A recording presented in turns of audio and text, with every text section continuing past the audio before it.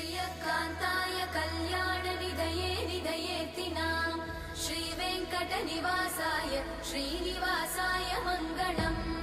लक्ष्मी सविभ्रमालोकसुभ्रूविभ्रमचक्षुषे चक्षुषे सर्वलोकानां वेङ्कटेशाय मङ्गलम् श्रीवेङ्कटाद्रिशृङ्गाग्रमङ्गलाभरणाग्रये मङ्गलानां निवासाय श्रीनिवासाय मङ्गलम् सर्वावयव सौन्दर्य सम्पदा सर्वचेतसां सदा सम्मोहनायास्तु वेङ्कटेशाय मङ्गलम् नित्याय निरवध्याय सत्यानन्दचिदात्मने